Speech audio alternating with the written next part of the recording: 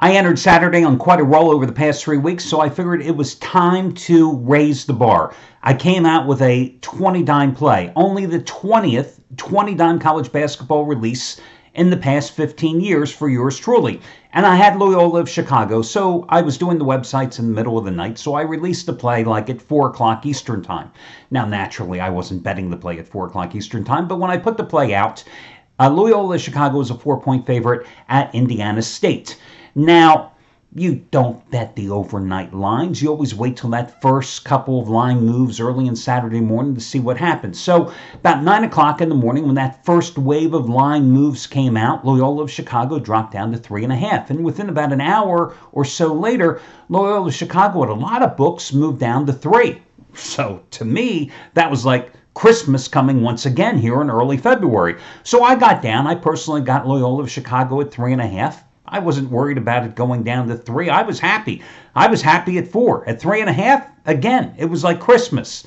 Loyola Chicago played miserably in the first half of that game. To be honest with you, early in the second half, they played miserably as well. But then they caught fire.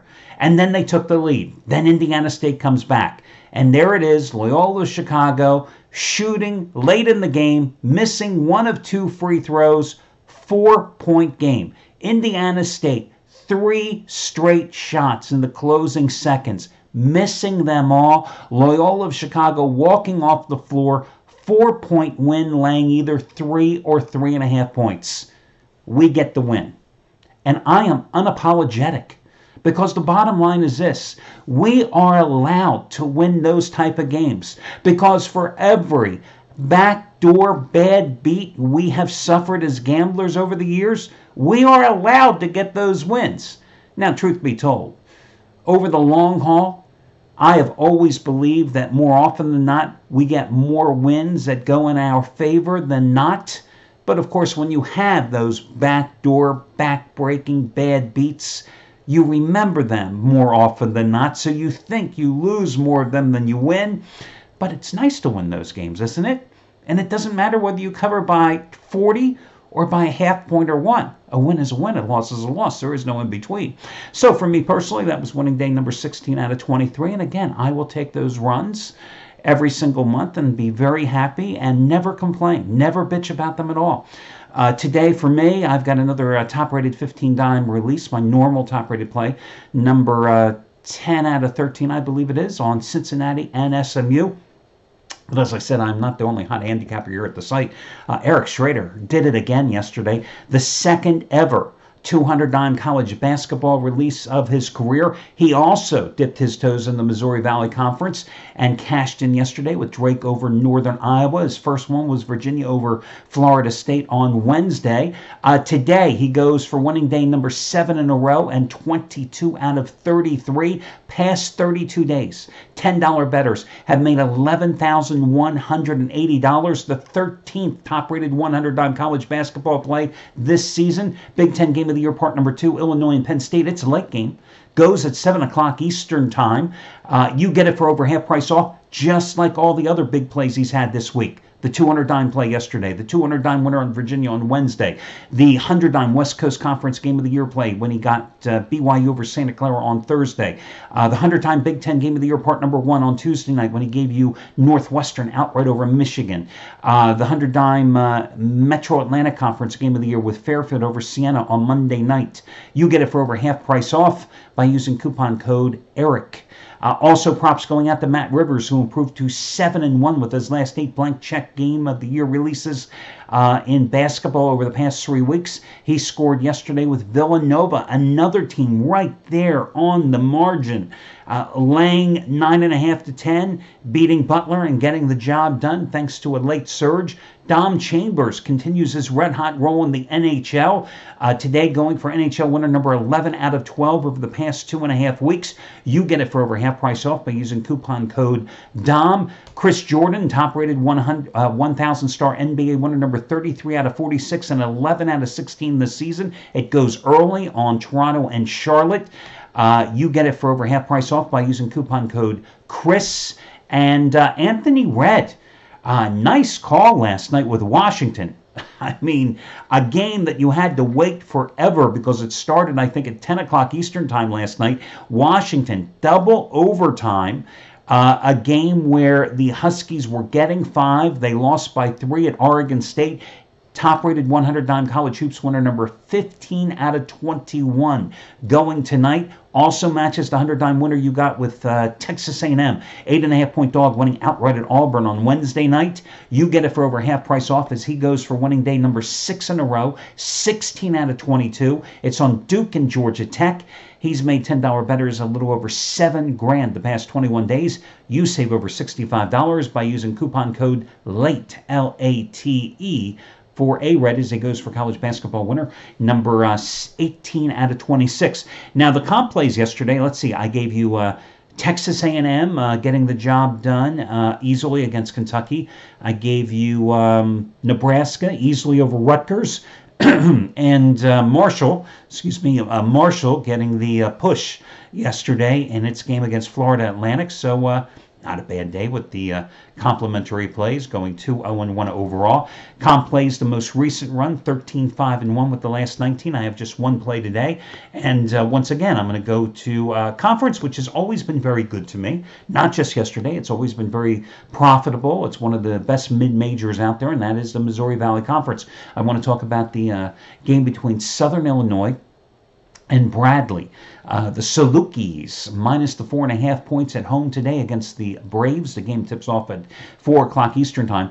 The Salukis have been getting quite good production from, I believe you pronounce his first name, Cavion Pippin. That is Scottie Pippen's nephew. He's 6'10", 240-pound center, averaging a little over 12 points and 6 rebounds and 1 block a game this season. But last 4 games, he's averaging 16.5 points, 7.3 rebounds. The Salukis just had their 5-game winning streak snapped in their last game when they lost 76-68 in overtime at Illinois State on Thursday. It was a tough game because they were on the road, and this is basically a 6-man team right now. They suffered some injuries about a month and a half ago that's really shortened their rotation. But they're back home here. They've won 5 in a row at home in conference play, and they're a much better team. Like I'm not telling you anything different. They're a much better team at home than on the road. But the numbers bear fruit here, and let me just give them to you. Shooting at home, they hit at a 50% clip. Shooting on the road, 44%. And in the first meeting between these two, when they lost at Bradley, and Bradley, remember, had won 14 straight games before recently losing at home to Drake. In the first meeting between these two teams, they shot only 41% at Peoria. They also shoot from three-point range, 37.3% at home versus 32% on the road. And in the first meeting, when they lost at Peoria, they only hit it at 27.8% clip from beyond the arc. In their 5 conference home wins this season, they've been in Valparaiso by 6, Indiana State by 5, Northern Iowa by 11, Illinois State by 4, Evansville by 2. In the first meeting, it was close. It was a 68-62 loss back on January 9th. Now, the Bradley Braves are coming off a 74-65 loss at Northern Iowa on Wednesday. Last Saturday, they had been undefeated at home. They had won 14 straight home games going back to last season, and they were drilled by Drake 76-68 as a 7-point home favorite. On the road, Bradley, 1-5 straight up and against the spread in Missouri Valley Conference play. Their only win at Indiana State. They lost by 2 at Drake. They lost by 24 at Evansville. They lost by 16 at Loyola of Chicago. They lost by 13 at Illinois State. They lost by 11 at Northern Iowa. So 4 of their 5 losses by double-digit margins. This is a team that is 3-7 overall in true road games this season. By comparison, Southern Illinois, 10-2, straight up playing at home. Where is home today for Southern Illinois? Come on, I already gave you their nickname, the Salukis. Where does Southern Illinois play? Carbondale, Illinois, guys. There you go. In case you happen to be on Jeopardy next week, you now have the answer. By the way, the student section today, because attendance is down, to stimulate the students to show up today, they are getting free Mario Kart playing on the scoreboard prior to the game, and this is a big doubleheader today. The Salukis men and women are both playing here, back-to-back games.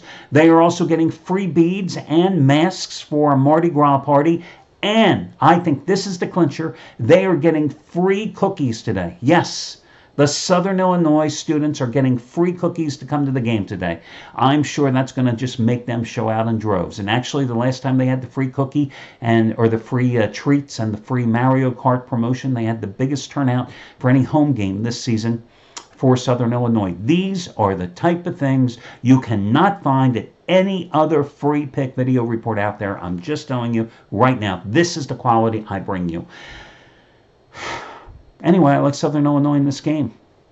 I'm sticking to the story. That's the deal for Sunday. It's the only play I have. There really isn't anything else on the college card that was at all interesting. In the NBA, I kind of looked at the Houston game. I mean, that line is like 15.5 points. I certainly understand why, with the Rockets having won 7 straight and 11 of their last 12 overall. And during that recent 7-game roll, I mean, Clint Capella has turned into an all-star center right before our eyes, averaging 15 points and 13 rebounds a game. And, you know, this is a series that the Rockets have certainly dominated, winning, 8 of the last 9 straight up and going 7-2 ATS in that stretch against the Mavericks. They're 2-0 this year in the series, and at home at the Toyota Center, they've won 9 of the last 10, going 8-2 ATS in that stretch. And meanwhile, the Mavericks have lost 10 of their last 12 games, including 1-6 going on the road in that stretch, and they're only 7-20 on the road overall. But it really comes down to this. Do you feel like laying 15.5 points in an NBA game today? I don't. So again, Southern Illinois is going to be my one and only play here today, although, you know, then again, I think the Rockets will blow out the Mavericks today. But Southern Illinois is the complimentary play. That'll do it. Talk to you again tomorrow, and I wish you well today.